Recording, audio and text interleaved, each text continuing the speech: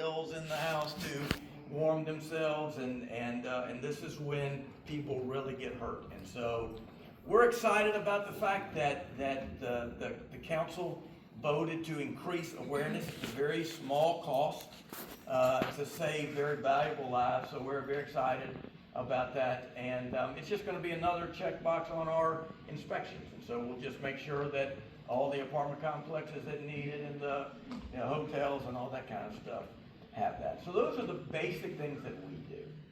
And I want to give you an opportunity to ask any questions you might have. Yes, ma'am. How does code enforcement work in you guys, because if they go into inspect the apartment building, do they also look for the detectors? They do. We work hand in hand together. And each division has certain powers that the other one doesn't. We don't fine people. We don't. We just, if it's deemed dangerous, we just stop the public from going in there until they fix it. But they have the fining capabilities, Right. and so we try to use every tool in the toolbox that the city has with some of these very difficult circumstances. And I think that's efficiency in city, when everybody's got their own lane, and so it takes purpose for all of us to get together, but we work very well together to do that kind of stuff, and I think it's what's best for us. Thank you.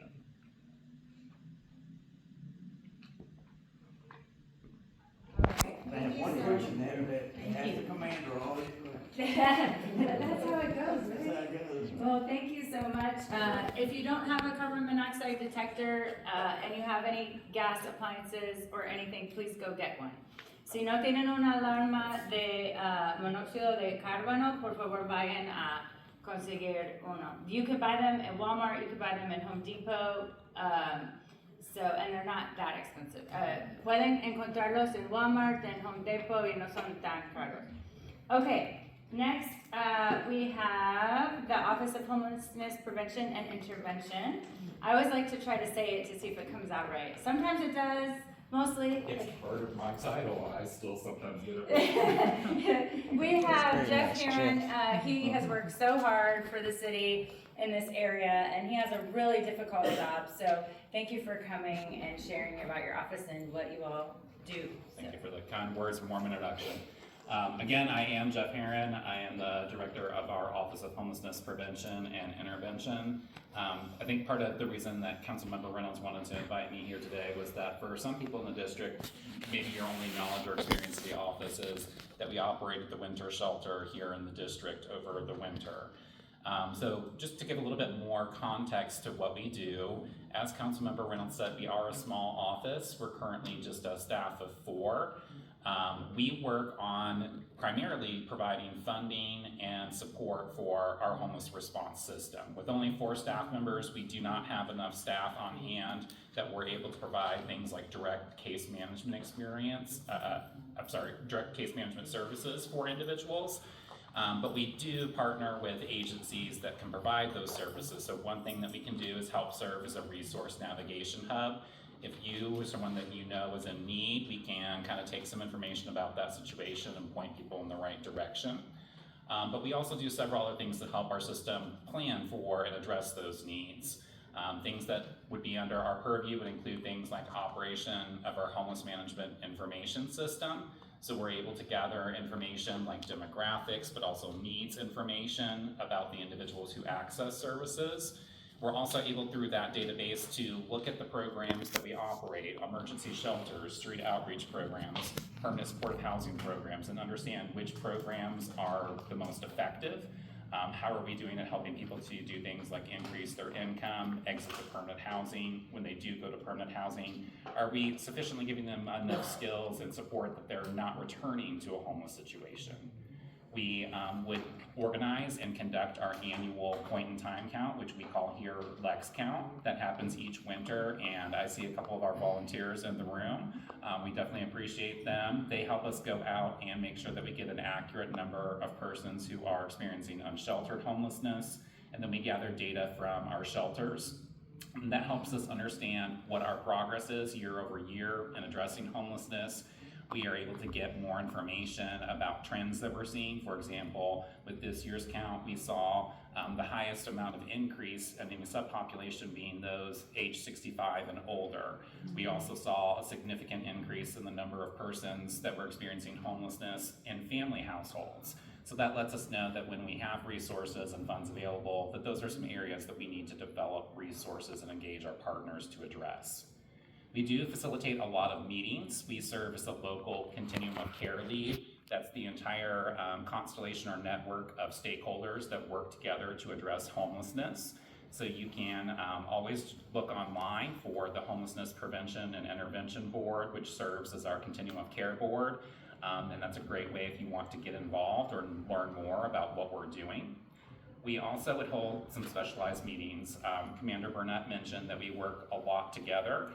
So actually at his roll call center is where we host a meeting that we call our cross-functional team. We bring people together from mental health care organizations, police, community paramedicine, homeless service providers, and we work on identifying some of our high utilizers of services and persons who maybe some of our traditional interventions or strategies haven't been successful for, so we can really dive into those situations and figure out how can we better connect those individuals with services and supports that they need to exit homelessness and gain more stability. Another thing I think is important for us to talk about, it was mentioned that we have a task force on homelessness right now. Back in June of last year, we released the Lexington Emergency Shelter Study, conducted by EHI Consultants. That study told us that by 2030, Lexington needs approximately 500 additional beds in order to meet the needs of our homeless population. And that was what prompted Mayor Gordon to convene the task force, who began working last fall. And they are currently in the process of drafting recommendations, which we hope will be finalized around September. There is planned for a community engagement session to happen on August 11th at 6 p.m. at the Senior Center. And that's going to give an opportunity for the public to hear about the recommendations that we've drafted and provide us with input as we go into September and try to finalize what next steps that we are going to take to address homelessness. I know that we had limited time for presentations. I want to make sure I also leave a little bit of space for questions that you all might have. Yeah. I'm Teresa Race. I've talked to you a lot Nice on the to meet you in phone person. and email, so nice to meet you too. There's an individual right close to this neighborhood, and he hoards grocery carts full of trash. You probably know who it is. But what can we do to help somebody like that when he's lucid, he's good, but when he's on something, he's waving around in traffic, and he's kind of a dangerous individual sometimes. But the neighborhood was a lot cleaner when he was in jail for like 7 months. But I hate to see somebody in jail that could have more potential. It's kind of hard for me to say just without knowing more information about the specific individual and situation. Definitely, if this is somebody who's unsheltered, I would start by reaching out to our office or directly to the Hope Center Street Outreach team and letting them know so we can make service attempts. Even if services were to be declined, we still have a set of eyes that maybe is interacting with that person and is able to know, is this somebody that we need to maybe take an additional step for? Are they, because you mentioned some things that kind of make me think there's mental health issues. You mentioned, when he's lucid, we're okay. Yeah. That person could also assess, is this somebody who's in a state of crisis to where they are a harm to themselves or others that we need to take a step, like try to get them to Eastern State Hospital for an evaluation. Oftentimes when we're dealing with somebody that has a serious mental illness, that kind of a step is what really has the opportunity to transform someone's situation. They're able to maybe go somewhere and get the care that they need to get stabilized, and then we can have a better ability to engage in what does that plan look like for that individual moving forward. I do know of one individual that kind of fits the description of that, and I think I've had some conversations with police about that individual, and I know that there's some real challenges in helping that particular individual. We're also trying to build some additional platforms, because some of the things that we are struggling with are limitations of things like law. We have a mental health care system that it's very hard to connect people with the help that they need. So we've engaged partners with Eastern State Hospital, the police, the community paramedicine team, and we're really looking on trying to improve things like how well we communicate with one another, so that when those people pop up in our system, that we're alerting each other and not missing those opportunities or windows that we have for engagement. And really looking at how we can better address those situations. And actually, part of that is also, where are the specific points in law that are hanging us up, so that we can go and try to advocate for changes, whether that's, advocating for a change with state law, whether that is building a resource that helps to address that kind of a need that we have. That's something that we're really looking forward to continuing to try to make some of these challenging situations less of an issue for the individual that's experiencing it, but also for the neighborhoods that are impacted. It's really hard for him in the neighborhoods because Yeah. everybody, doesn't really like him there. And like our outreach team, they would have a clinician that can kind of go out and be able to assess that individual's needs. We work closely with the paramedicine team. We work very closely with police, folks like neighborhood resource officers.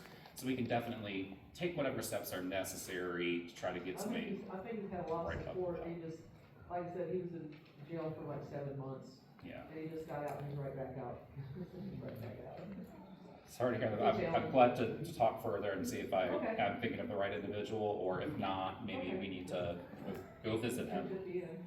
Okay. Not a question, but a thank you. A couple weeks ago, I reached out to you regarding a young woman who's having a medical crisis outside of Speedway. You sent out your outreach team, Q, Yeah. was there, and we were able to get her into the hospital, which is where she needed to go. But I want to say thank you. I'm glad to hear that she did end up at hospital, Yeah. and I thank you for reaching out. A lot of times people assume that we're just aware of everything that's going on. It's a big city.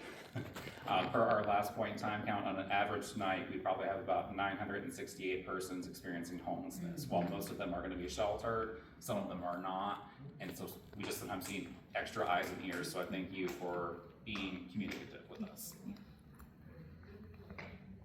Any other questions for me? I'll talk to you after. All right, I'll stick around. Thank you so much.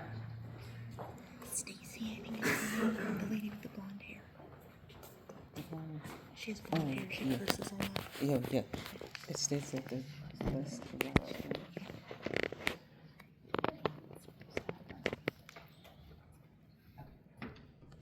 Next, we have, for Parks and Recreation, Tim Joyce.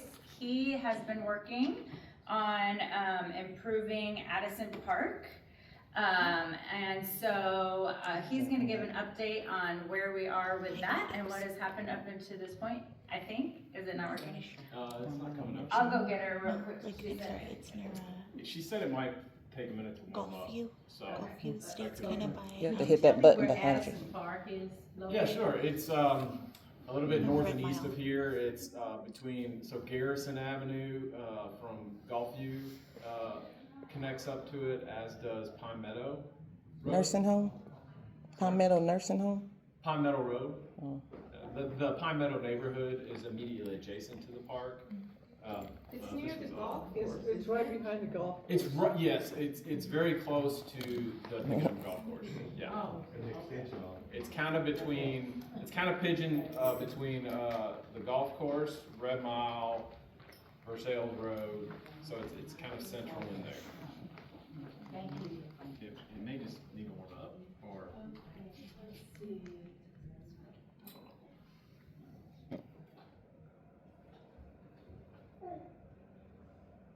Well, it'll come up in a minute. So we've been working over the last, Tim Joyce, I'm a park designer in the planning and design office.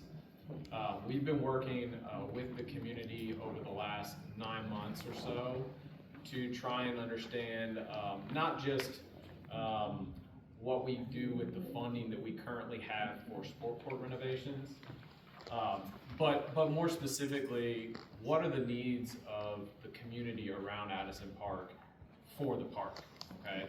So, over the last 9 months, we had a survey, a digital survey. We did some tabling outreach in different locations around the park, the communities around the park. And what came out of that ultimately for parks is we have two plan options that I'm gonna show you tonight for the sport court renovation work that we have currently funding allocated for. So this is option one, and so this is currently Addison Park's boundary. Part of this effort includes recommending adding some park space. LFUCG already owns this land, so the city owns it. We're just suggesting, recommending expanding the park itself, the park boundary itself. There are also already trails in there that the city, multi-use trails that the city put in and maintains. And so, again, it would just be essentially continuing on with the existing setup, but officially calling it park. So this option has a futsal court up here in the new park space. It replaces the 2 tennis courts that are currently there with 1 tennis court overstriped with pickleball. And then over here, it takes what is not totally a full basketball court, and it makes it our current standard of a half-court basketball for a neighborhood park, which Addison is a neighborhood park. We also, this is a master plan, so we are also showing here revised parking for both of the parking access points. And another hopefully good news point is that slated for next year funding is the playground. So hopefully that will get fully approved by council, I think tomorrow, maybe. So that's option one. And then option two is just flipping these 2 options, okay? So the tennis and pickleball goes here, the futsal court goes here, and then we also kept this space in this option. It is currently what was an old tennis backboard where you could practice by yourself. The backboard's not there, so there's just asphalt there. We would reuse that, repurpose that as like a small games space. So everything else is the same, just those 2 switch, okay? So what you all get to do is we have a survey, digital survey right now that will run through the end of the month. And if you scan this QR code with your camera on your phone, it will take you to the survey. You can rate these 2 plans. So whichever one you like the best, rate higher. If you like the other one, okay, rate lower. And then you can also leave a comment if you choose. Would you mind going back to the photo and just pointing out where the extension office Sure. is then? So And- yeah, the extension office is up here at the top. Okay. That's the parking lot for the extension office. So Okay. that's where they're dumping the mulch right now, The right? mulch is getting dumped right along here. Yeah, it's right here. And a boyfriend who, from what Allison had quietly mentioned months back. Is that a concern? I'd say it is, Okay. actually. It's really unruly back Yeah. there. Yeah. They're just truly dumping it, and there's trash, and it's pretty bad, actually. So, Environmental Services manages that right now. I will reach out to them and we'll have a conversation about how we can clean that up a little It's bit. just truly a dumping Yes. ground. Yes. I don't And even it's- walk back there anymore because it doesn't feel safe Yeah. anymore, to be honest. We heard that from the community, as part of this process over the last time, yeah. The Westminster folks, Westminster Village is right here. And they have kids, part of the reason why we are proposing a futsal court is because a lot of the kids go up and use the tennis court currently Yeah. for futsal. So they walk that route and the parents don't feel safe going that way, don't feel safe walking along that pathway. So the kids will go without the parents, which maybe isn't ideal, right? So we'll talk to environmental services about that. So maybe See we if can that find another solution. area is really more part of the park, it will be better maintained. Yeah, potentially, yeah. So, any other questions about these two plans? And was everybody able to get the QR code? Yeah. And so you don't have to do that right now, just save that, as a link. And then I also want to just mention briefly, Parks is currently starting, like we just launched, 2 weeks ago, our park master plan process. Every 10 years, we develop a new parks master plan for the entire city, for all of our parks. The master plan guides what we do in the parks for the next 10 years. And even longer than that, really, but the next 10 years for sure. What that means is it helps us prioritize our investment into the parks, new facilities, replacing old facilities, renovating sport courts, adding trails, replacing playgrounds, all of those things, they come out of the master plan. So everything we have been doing for the last 10 years is from the past master plan. We are doing the new one now. It will be a process that will go through the next year approximately. This QR code will take you to the website for the master plan for your engagement and interaction. There is currently a survey available at that link that you can fill out. There is also an interactive mapping activity where you can put in project ideas yourself. It's really cool, all kinds of stuff. So we really need your input. These are your parks, not my parks. These are your parks. So please go to the website and take the survey and stay involved. I didn't mention it, but on this previous, so we are having community conversations. We are having one here at this library on the 30th at 5:30. So the community conversation is a way for you all to come and provide feedback, provide thoughts, engage with our staff and our consultants that are doing the master plan so that we can put together the best master plan we can. Okay? Awesome. Any other questions? Thank you so much. That was great. Get on to So if you don't know where Addison Park is and you've never been, you have to go check it out. And I'm glad that we're getting, so thank you very much. If you all need to contact me, my email Is on the agenda. is on the agenda. Yes, Okay. so all the people that spoke so far tonight, their emails are on the back of your agenda. And so, if you need anything there, and I wanna thank everyone who came, once again. And now I'm going to introduce, our Commissioner, Charlie Lanter of Housing Advocacy. He is, wanted to share with you all, some thoughts on what the city is doing around some of the issues that we've had with the buildings in Cardinal Valley. And I know that there are some residents here tonight from one development that have some concerns, and others as well. So he's gonna share and then take some questions.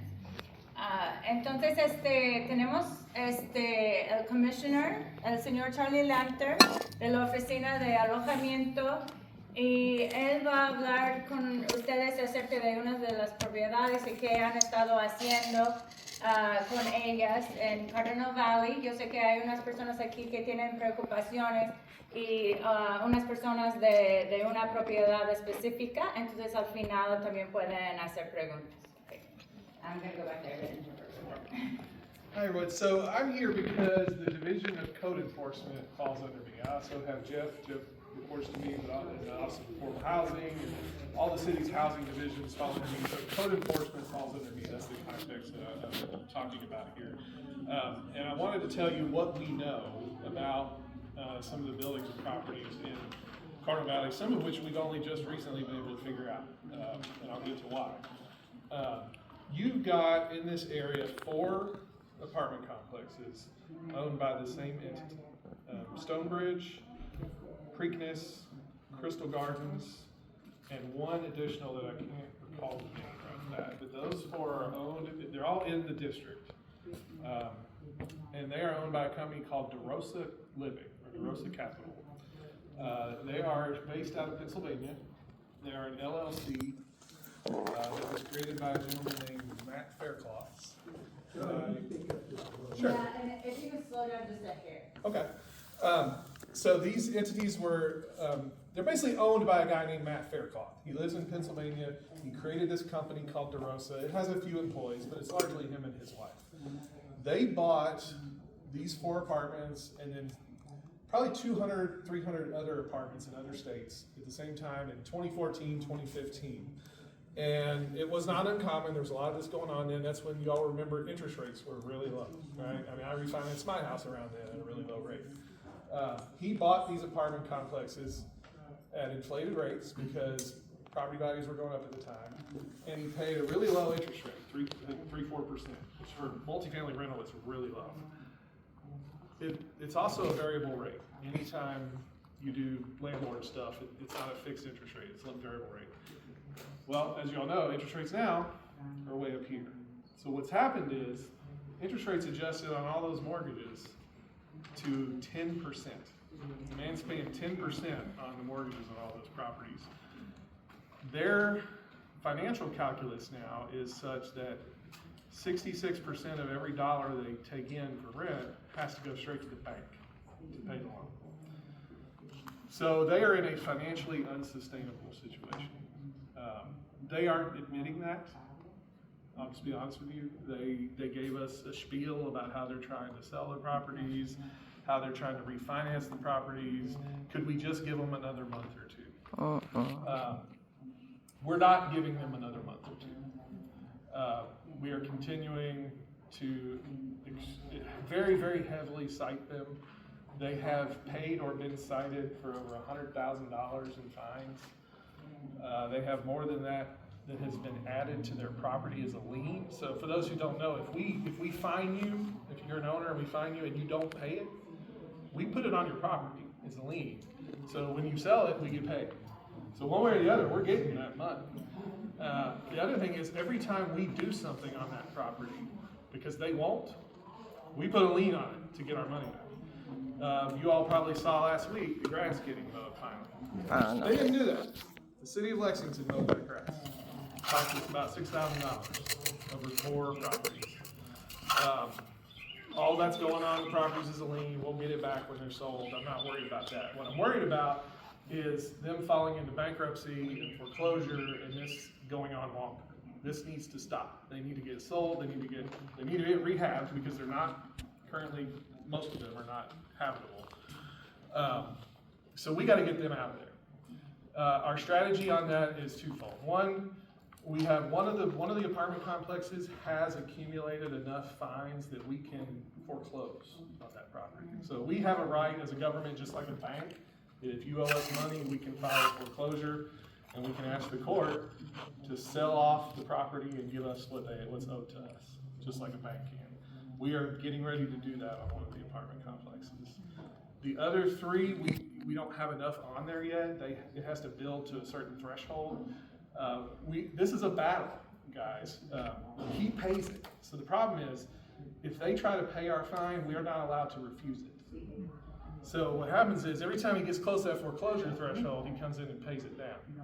So what we're gonna change here coming forward in the next few weeks is, we're upping the frequency of the fines to hopefully get it to an amount that he can't pay. We can go as high as $250 a day. That's basically where we're headed. That'll be our maximum fine. We've literally never instituted that anywhere in the history of the city of Lexington. We've never had properties that were this bad that had to get to that. That is 4 of the complexes. There are, I think, 3 others. Some have names, some are just buildings, that were owned by a different company called Vision and Beyond. That company engaged in fraud. That company defrauded its investors. They went and asked people for money to buy apartments, got it. Went and asked more people for more money to buy the same apartments, got it. Bought the apartments, pocketed the extra, and moved to Israel. The owners of those have been indicted. If they ever step foot in the United States, they're going to go to jail. That's the insane situation that we're dealing with. So that makes for a total of probably 5 complexes in the immediate vicinity that are empty. Now, there are others, like a couple of units here and there, but those are the big ones. That's the big stuff. So it's really those 2 players. The good news on the Vision and Beyond ones, they're in receivership. They're much further in that process. The banks took care of that for us. The banks foreclosed on them. They are in court right now. The banks are fighting it out basically over who's going to get paid, because they're all going to take a loss on that. And then it's going to get auctioned off and sold. They're almost to that point. What the bank did, what the court did while they're fighting it out, is they put it in what's called receivership. It just means they've hired a company to run it and collect the money until somebody buys it. And it's a third party. The court appointed them. They're doing it. It seems to be going well on most of those properties. Some of them aren't usable is the problem. There's stuff. If you've been in the buildings or you've seen them, you know what I'm talking about. Vision and Beyond, one of their maintenance men went in the basement of one of the buildings and jackhammered the basement up. We don't know why. We can't figure out why he would do that. And then whatever he was trying to do, he quit halfway through and left.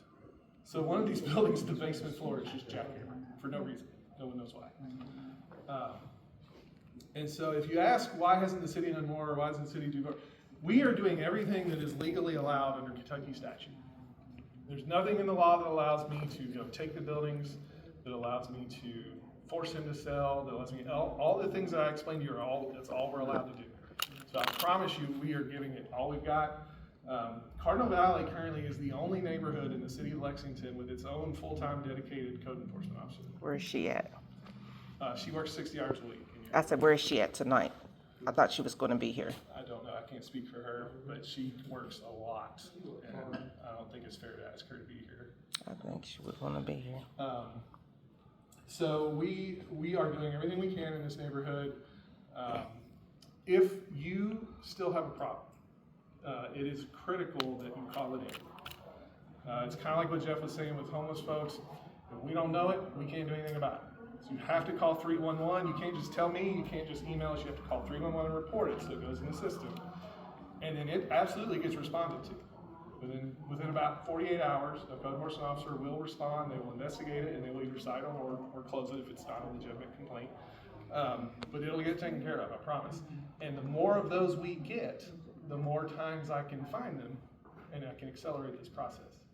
But I'm not allowed to just go inspect them and say, you're out of commission. Somebody has to complain. It's a complaint-driven process. So we're not allowed to just proactively just walk in there and say, you gotta fix this, you gotta fix this, you gotta fix this. It has to be a complaint. If you get in one apartment, can you look at the other apartments? That's a good question. I have to ask that, Richard. I'm not real sure. I think it may be unit-based. Yeah, now if the property manager's with us, we can go all in. I know that. Yeah. With all of those citations, are the residents still having to pay their rent like normal? They can't, it's not going into a trust or anything? It is not. The laws around tenant and rent in this city and state are unfair, but that is the law. If your apartment has been condemned, now I'll tell you this, if your apartment was condemned, your lease is invalidated. By law, immediately, the day we condemn your apartment, you don't have a lease, which means you don't owe him any money. But if it's just a code complaint and we haven't condemned it, that doesn't change anything. You still gotta pay the rent, even if they haven't fixed it, even if you think they should have fixed it, even if they fixed it and you don't think they did a very good job at fixing it, you have to pay the rent. Now you're gonna say, why? That's ridiculous. I agree, but that's the law. I didn't write the law. If you show up in eviction court and you say, I didn't pay the rent because they didn't fix the sink, you're getting evicted. That's just the law. It just is. It's unfair. The law was written by property owners for property owners. Does affordable housing help those people who, let's say we condemn the building? Yeah. Does the affordable housing help these people find another apartment? Yes, if you have been condemned, we will absolutely help you find another location. You should receive that information when you're condemned, but if you don't, please call the city. You can just call 311 and get to the right folks. We have funds, we can pay a deposit and first month's rent on a new place, and we can try to help you find something. We've got affordable housing units the city has funded, and plus we know of private market units that are available as well. So yeah, we're glad to help if you've been condemned. Please don't continue to live. I know some folks continue to live in condemned units. That's technically illegal, but no one's gonna come drag you out of the unit. That's just not something we're gonna I just am concerned about it for safety reasons, because if it's been condemned, that's a health and safety issue. We don't condemn for cosmetic stuff, so if it's been condemned, it's, this guy's gonna come get you if you stay there too long. I know there's a serious time crunch, so I'm trying to cover this really fast. I think some folks in the back had some questions. Yeah. They're not in the properties that you mentioned tonight, but another one that you and I discussed. Okay. Si quieren, preguntas. Nosotros vivimos en unos apartamentos que hace poco hubo un incendio. We live in the apartment, where there was a fire, not that long ago. Exactamente, creo que más de 4 meses. Estamos en condiciones no aptas porque no tenemos gas para poder cocinar nuestros alimentos. Actually like 4 months ago, and we have not been in ample conditions. We don't even have gas to cook our food.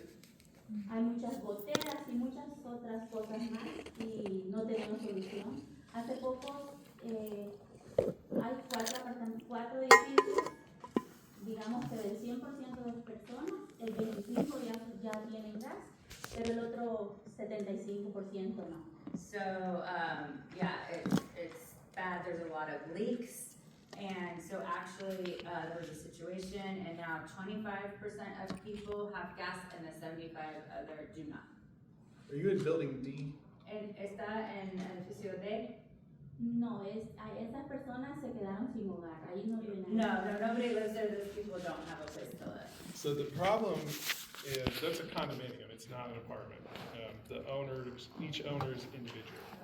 There's not one owner of the whole building, each unit is owned by a separate owner. El problema es que es un condominio y que hay un dueño diferente para cada departamento. Es una asociación, creo que hay una directiva. Yeah, it's the HOA. There's an association. So what's going on there, and I don't want to pass the buck, but there's theft going on there. The HOA is stealing from the residents in that place. No quiero pasar la culpa, pero la asociación está robando. Hay robo ahí y está robando de los residentes. They received money to make those repairs from the fire, I presume from insurance, but it has not been used to make the repairs. Entonces recibieron dinero del incendio para hacer las reparaciones, pero no lo han reparado. But so they're talking about the buildings that were affected, but that weren't affected by the fire. Correct, but those can't come back online with gas until the building D gets fixed. That's the problem. Que no pueden tener gas de nuevo hasta el edificio D esté arreglado. The problem is it's 1 meter, so in order to shut the gas off at D, they have to shut the gas off at all. Entonces es un metro o un meter, dice que para apagar el gas en D, tienen que apagar el gas en todos los edificios. 1 meter, but multiple owners. So. It's something to do with how the gas is connected. So, You can't have it on in so- one building but not the So other. that, they would still, even though they have different owners, wouldn't they all have code cases against them for having the utilities off? Well, if she's called it in, then the building's condemned for not having gas. Dice que los edificios, si ya llamaron y reportaron que los edificios deben estar clausurados por no tener gas. It's very possible. 4 months without gas, I don't think that, that's right for anybody living I agree, in these conditions. I agree. And I mean, if they don't fix that one, is anything y'all can do to those persons that they not fixing those buildings? The law doesn't let us do anything. All we can do is fine them, and we are fining them, it just isn't enough to motivate them to fix it. Solo motivarlos a arreglarlo. I would highly encourage all of you to lobby your state legislators to tighten up these laws. These laws are a problem. This young lady here, and a lot of people I talk to are afraid to bring it up because they've been kicked out of their apartments. Yeah. And now she's saying we have affordable housing that can help some of this case. And the only way we can educate this community to let them know that there is another option, especially when I look at those apartments down there. apartment boarded up and still people living in there. And it should be condemned altogether, and if what you're telling me, the affordable housing has the money to help these people. Yeah, we can help them get relocated, they just have to wanna relocate. How do we educate, because they are worried that they may say something, they be kicked out, they won't know where to go. So we got to figure out how to help these people, know that there is a place for them to go. That's the number one problem we have, a lot of places around here, that they are not feeling safe about, if they say something, they're gonna get in trouble. I agree, that should be illegal. So we need to be positive about this, and make them know that there is another option to help them get another place, because they all should live in a home where they have gas, electric, and everything. Yeah, and the only way I can promise that for them is if they relocate. Can't you start finding them $250 a day, like the other people? It's coming. Yeah, it's coming. And so in this one, maybe we can look at what has been reported and what we have. Yeah, we may need to look at the adjoining buildings. I know D is condemned.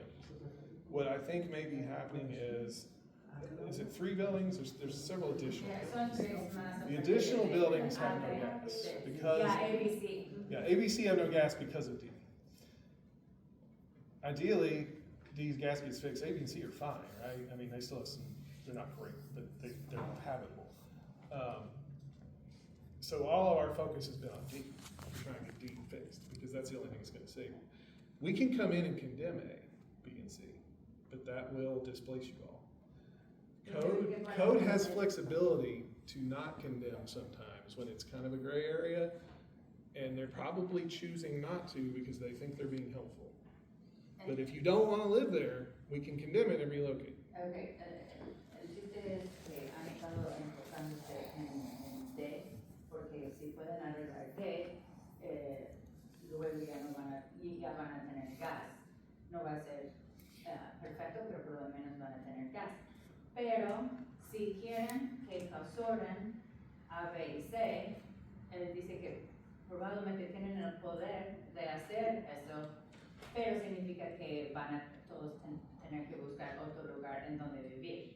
Entonces dice que pueden hacerlo, pero ya no van a poder vivir allá. También están poniendo presión en arreglar el gas de todos los ciudadanos. Councilmember Wills, I have a bilingual housing advocate.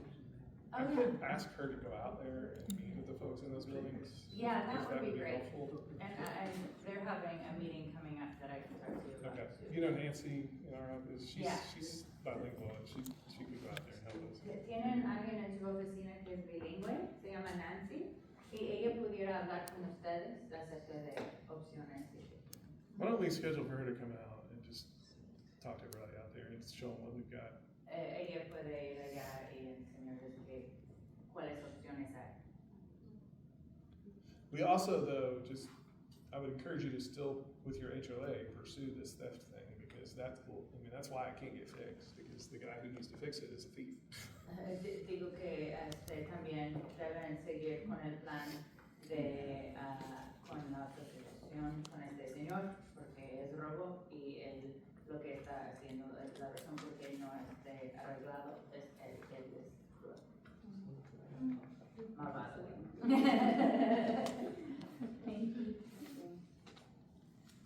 That's all I got. I'm very sorry that you had to live like that. The hardest part of my job is having to hear these stories, knowing that we don't have the resources, the people, or the laws to protect you from all that. All we can do is do our best, and we do. So I'm sorry that you had to go through that, but we will do what we can to help you.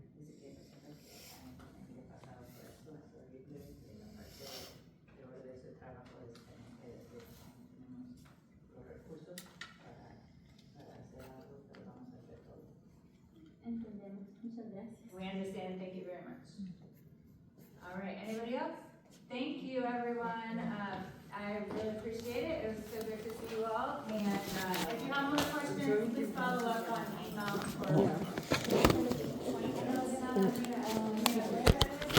Hi, I'm Cynthia Buckner. I'm the one that's been emailing you concerning, the situation with those apartments that you're talking about.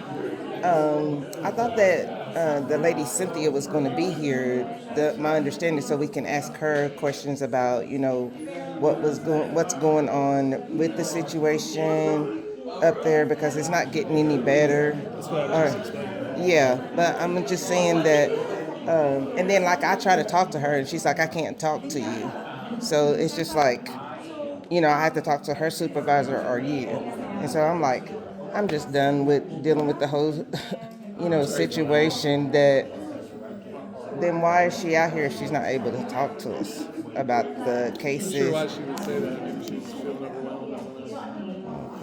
Yeah, well. I don't really deal with personnel matters in meetings. Yeah, well, I mean, I'm just. And then, like, when they were supposed to meet with me, they couldn't meet with me because, for whatever reason, you told them not to meet with me because of the meeting happening today.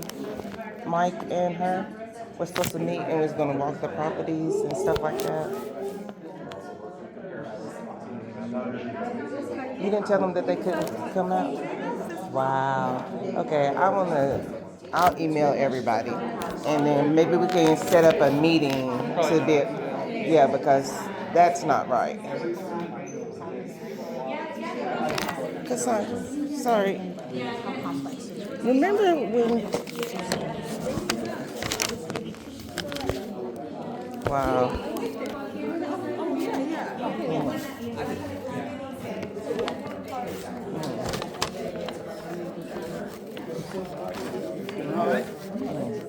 Did you still want to? No. I had some nerve damage. Did some surgery. I'll be okay. I'll if you need anything. Yeah, see, April 21st. I don't like people that lie. I don't like people that lie. I'm Cynthia. You had helped me. Spoken a few times. Yes, you helped me with Jeff. Yeah. And stuff, but Q's really good about helping out. But the problem is that they don't want the service. They don't want to go to a shelter. They don't want to go to rehab. And that's the issue that we're having, like, with the big congregation of the homeless, because they are, where they're, just enjoying. I've tried. So, first of all, is there a specific location we're talking about right now? Yeah, it's like where he was talking about, I don't know if you're the bridge, her businesses back there. I mean, it's up there by Speedway and the Chinese restaurant, that thing there. It's just over here on Creekside North, that where their sign is. It's just all over. And then there's some apartments that they have broke into, and I can see you pictures of it. They got it laid out. And So, when someone's private property, in the area. and I think this has some issues like the I think they already associate vehicles. property owners who are not maintaining their property. Because, That needs to be resolved because it's going to attract the attention, and then like a service provider will not have any real ability to do so I think kind of the trying to address it with the property owner for that kind of situation is probably best. For the other stuff, like behind the speedway, I'll continue to send out stuff out there. Sometimes it's just a matter of repeatedly offering, maybe 5 days in a row it'll be no, and maybe the 6th day will be yes.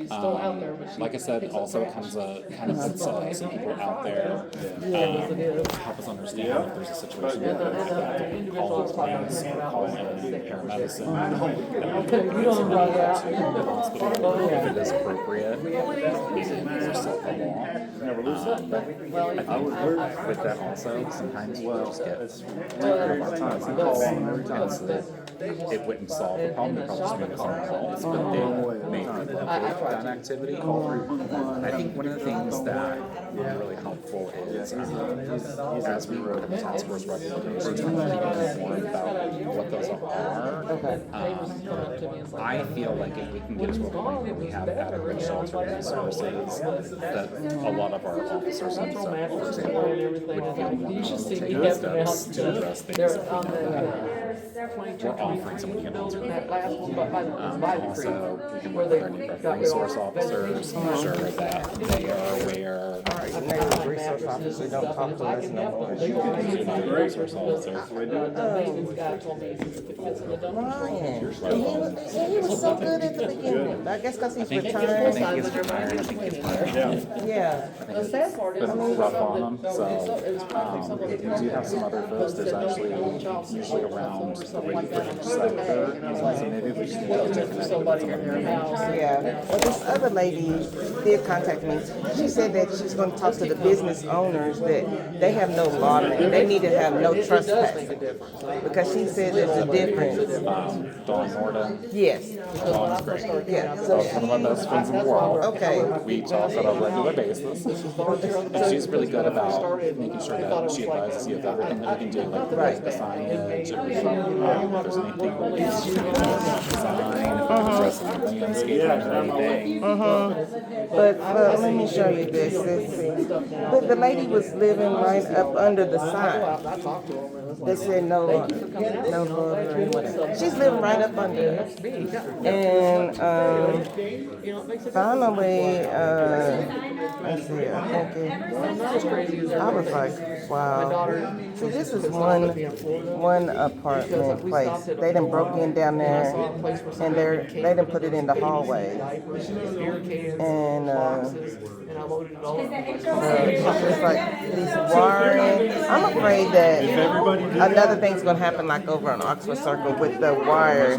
There's wire. I mean, it's just crazy stuff. But I mean, that's not. What I heard Oxford Circle. Yeah, no, I just said I'm just afraid that with the wiring over there on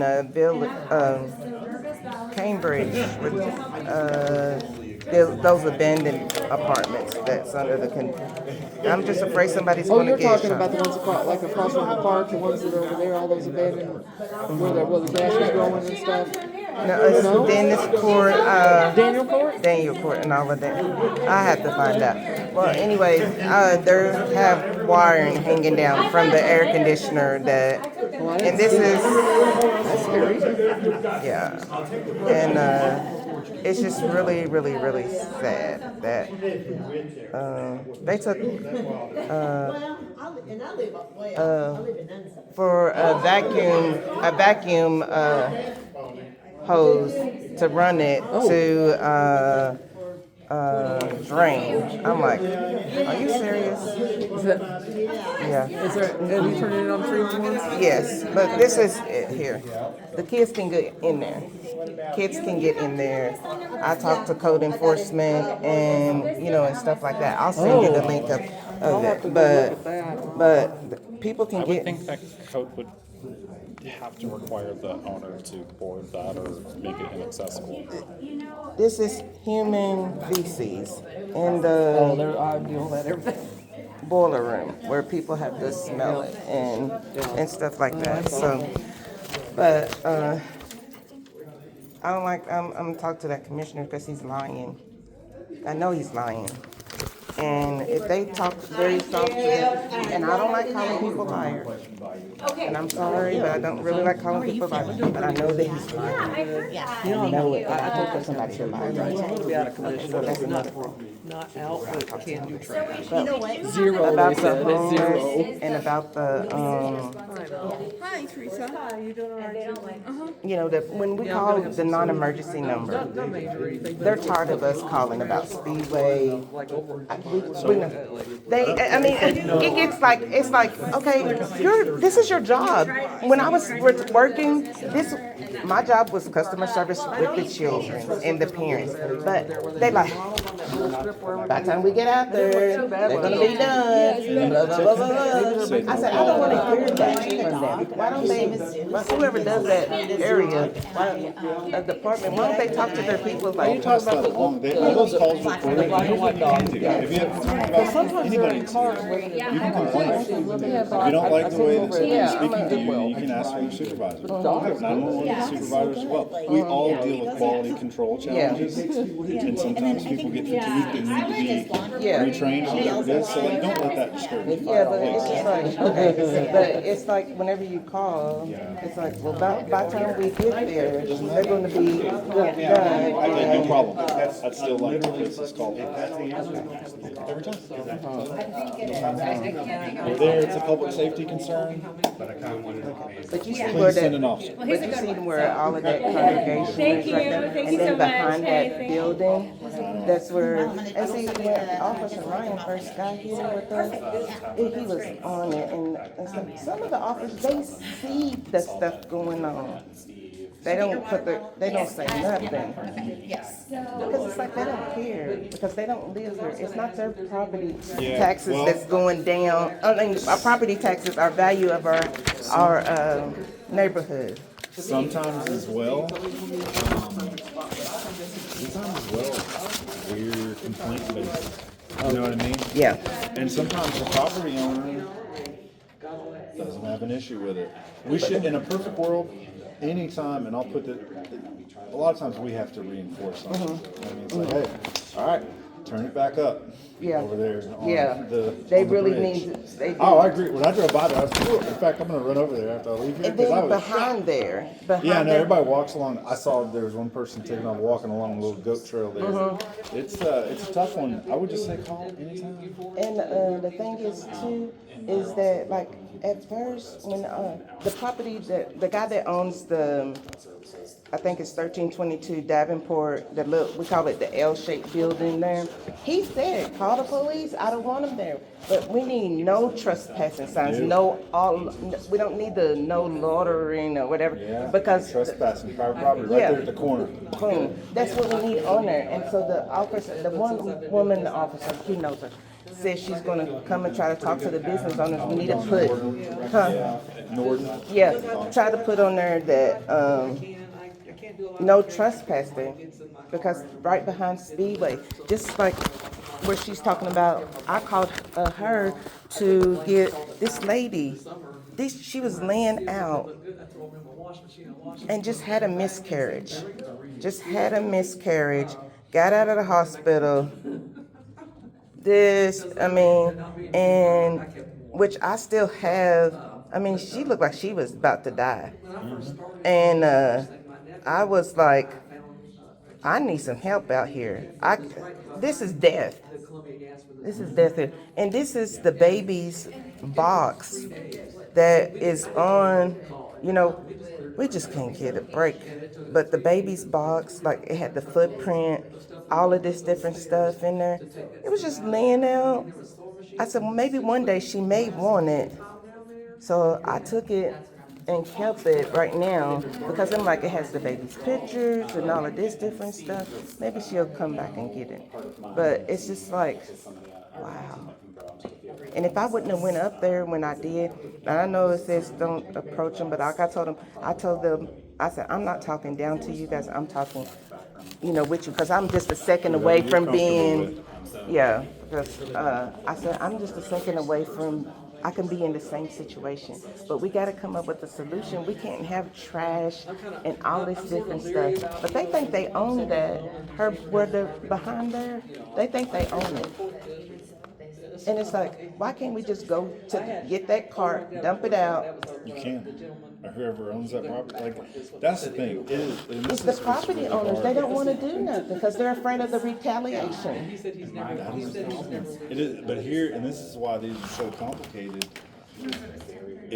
things do truly take a village. And if everybody's not on the same page about what we're gonna tolerate and what we're not gonna tolerate, it gets very tough. Yes, the lines get To get gray, changed. and that's why we have to be consistent across the board. Exactly, it's like parenting. Yes, that's what I'm like, we gotta be consistent. 100%. I'm consistent, like I retired from the school system, I'm consistent, and that's why I said, that commissioner, I'm over him, because he's lying, and I'm just, he's just lying, because, he told his, 2 people not to meet with me and Cassandra, and he said, I never told anybody not to meet with you She's guys. waiting Oh, on is that your card? It is. Okay, yes. Thank you guys Thank you so much. again, and let's see if I can. You need one of these cards? If you got one, I got one. Okay. You got one, I do. Well, I'll take a picture. But he said, that commissioner said he never told them that they could not meet with us. That's what I'm saying, he's lying. Liar, liar, pants on fire, like we used to say when we was younger. Burnett, this has nothing to do with anything, but Christians are so shady. Like, These are easy. They're, They have to be because they're police. Well, and but these are like I forget what the material is. They stay shiny. like a patent. You don't have to shine them. It's like a patent These like leather. wipe them down. I need some of those.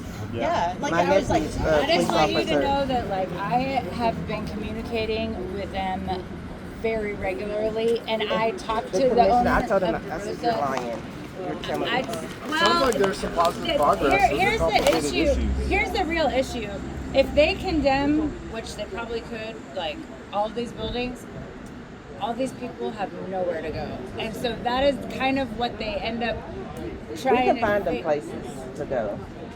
There's a lot of people that don't have papers that's really hard to get a place, and so that's also why they haven't left, because they feel scared that they don't have anywhere else to go. So it's really challenging because we need to get them, these slumlords, out of here. Right. But we don't want to put all these people on the street. So the bilingual person in Charlie's office is gonna try to talk to people and come out and offer them, help. So Y'all can call it what you want to, but I'm gonna call it ace, a spade, and Charlie is full of it because he told Cynthia and her supervisor that they could not meet with me and her, and now when I say something to him about it, he says, I never said that at all. I never said that. I don't know. Yeah. Well, you know that you have tried to work with them too. They give you backlash too. I They have do. had a little bit of backlash. Not a little, a lot. They don't. They wasn't even going to come to this until I demanded that somebody be here. I told him to come. I told But they Charlie wasn't going to come. They still wasn't going to come until I wrote this big long email to them to come. Yeah, it's frustrating sometimes to be able to put it all together, but Yeah. yeah. It's going to be all together by the time I get done writing. But I have to write about the situation. on a positive note, Cynthia is putting up her 9th food Oh box. yes, my 9th Wow, food box by that's- Woodland Park. That's Yes. amazing. Yeah. Check out the website, www.redblessedbox.canva.com. I made it. Yes. You got your check, right? Yes. Finally. Okay, it took a while. Finally. Yeah. Yeah, it got lost in the mail. Council, NDM. Okay. Yeah, Officer let's do it on a Hall positive. still in our area? That's what I just For said. now. His name. He's saying he's gonna retire this month. Okay. He's not put in his request yet, so But he's done with us. over He's the next over 2 us. weeks, I think so. Yes, he is. You should see the email, the text message you sent me. It was so dry compared to when he first started. He had a lot of hope Definitely. when he first started. Yeah, and when he first started, It was like new. easy. I mean, now it's like you can't even get hold of him. I will say he and I met in a way that was like out of a movie where I had tripped backwards. No, I tripped and I was about to fall backwards and he caught me and I was like, if this were a movie, like that'd be cute. Yeah. And the only reason why he contacted me was because I went downtown. I was like, I don't know what's wrong. Is he sick? Something the matter? He sent me this dry thing, and I was like, is something going on? Did I say something? Did I do something to offend you? Because this doesn't sound like the person that I had at the beginning. I think burnout is real. But burnout And he is never- real, and and it he never happens even a lot responded to it. It was on just the like police so department sad. because they get so much negative stuff all the time. Yeah, and then plus they arrest them, and then by the time they come back out, they're back out too. I know y'all say it's no excuse, but that's just how it is. Yeah. I appreciate that feedback though. But I mean, we loved Brian at first. I mean, I still love him, but he ain't gonna contact you unless you you tell him to, and then he's gonna do the dry text message, and that's it. And I'm like, I don't understand what happened at all. 'Cause it used to be Johnny on the spot. He was the one reason why the L building, I call it that, 1322, got cleaned up the way it did. Cause he talked to the landlord and, with that. I mean, he cleaned it. I mean, I was just like, oh man, I'm so glad he's here. So, I mean, I don't have nothing bad to say about him except can't talk to him now. I appreciate you letting me know. Because we love Ryan, but he's done with it. I mean, he's just, I guess, I don't know. I just call it ace, a spade, and I just put it on the table. And what I'm saying to you, I wish everybody came up because I could repeat it. Because I'm not, what I say, I can repeat it. Because I'm not going to sugarcoat it or anything like that. Thank you for coming. I love Ryan. I wish I could just meet with him. I mean, I used to see him around the neighborhood. I just told him, I said,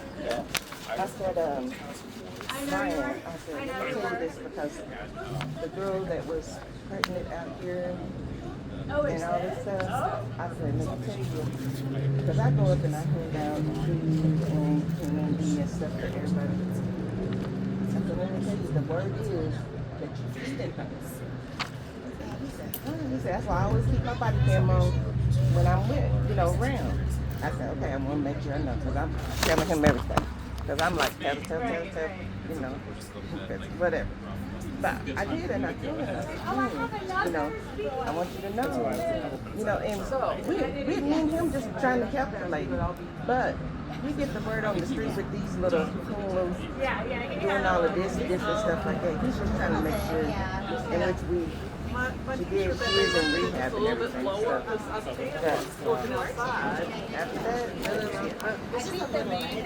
It's not bad, it's killing look at that. I was always very. This is good information for me to get and understand. So it's not, this is consistent, so. I have a very clear record of engaging things, taking care of things. So I'm telling you, I'll address the situation.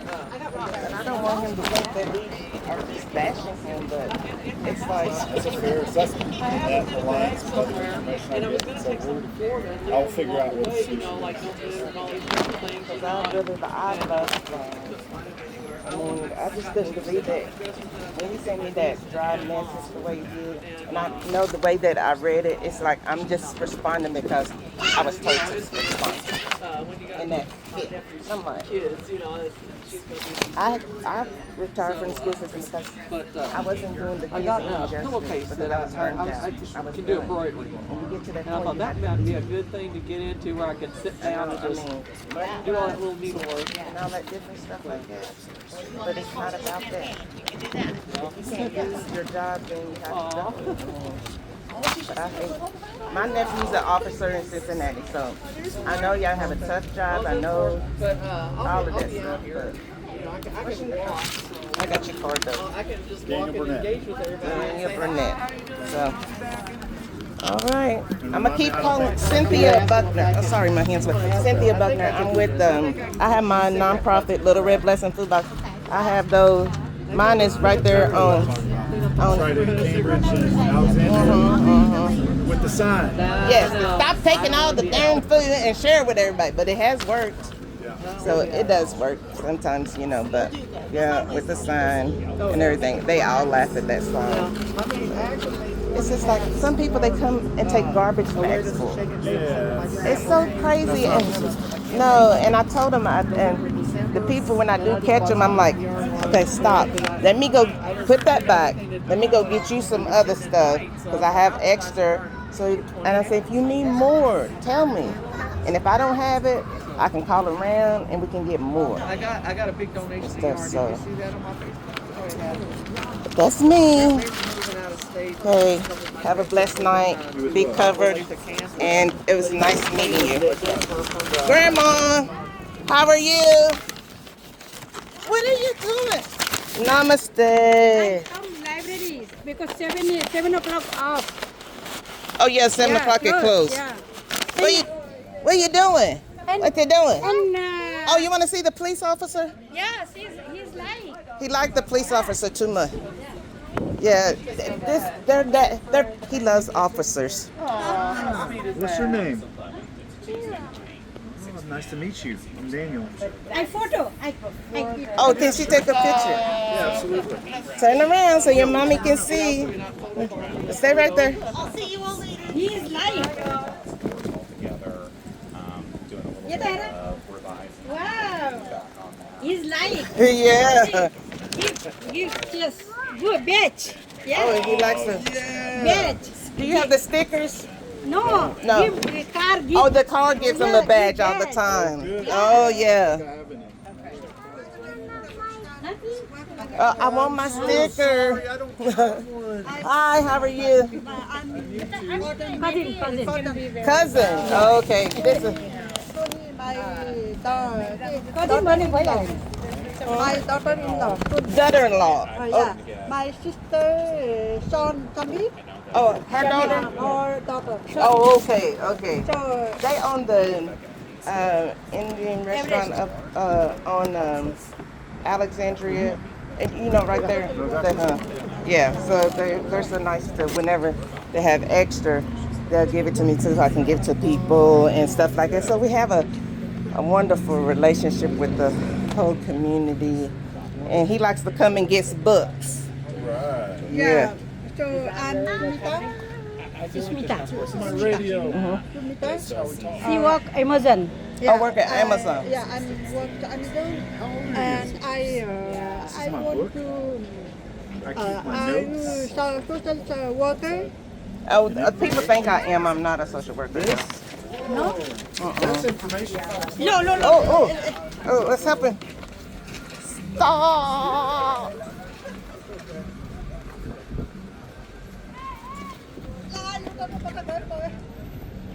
Oh, watch, baby.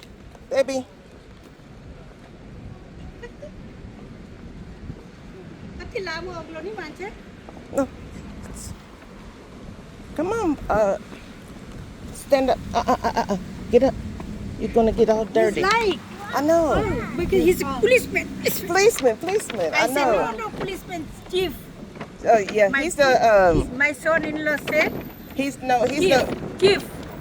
He's not the chief. He's the commander. Commander. Oh. Commander. Oh. And Yeah. telling time, commander. Commander. Commander. It's like chief, assistant chief, and then him. No, because he's a big is how we talk post to each other. officer, and I tell Nepal officer. Oh, Nepal. Nepal officer. Nepal. Yeah. Oh, okay. Nepal A officer. family member? Yeah. A relative? Is a Nepalese officer? You. In Nepal. My. Oh, at your house? No, in No, Nepal. I said Nepal office. Uh-huh. Say police officer. Oh. Hi officer. Say. Oh. Yeah. Officer, Yeah, yes. yeah. Yeah, we say officer. That's my taser. It's electronic. You chunu na babu. You social work. Santia Foundation. No, I'm not a social worker. Everybody think I am because. All right, see you. Thank you so much. Good today. Today is good day. Have a good day. Yeah. Do I have a card? Okay, yes. My card right here. Come. Because you tell no printer make ya. Yeah. Make. Maka my daughter come and no say no make. Yeah, they do have. What? What do you need to print off? No, printer no go little red. What that mean? No work. The printer work. No work. Tell me, I have a printer. What do you need to print off? You want make? Yeah, what do you need? Printer is not work. In here, it does work. No say Oh. no. Only printer do. No, we can print. Are you saying that? Do you have a paper to print, like a paper? I machine. My home machine. Machine. Printer machine. And Your no printer- work. No work. I know, but you can bring your stuff up here and print it. No, say my daughter come. No, say no. I'm gonna call your daughter so I can you talk, understand. okay? Is she there now? Wait, no. He's very clever. I'm sorry, I called, what's the name, at Commissioner. He's lying. Everyone's frustrated, but Yeah, but I did say liar, liar, pants on fire. Did you? Yes, I'm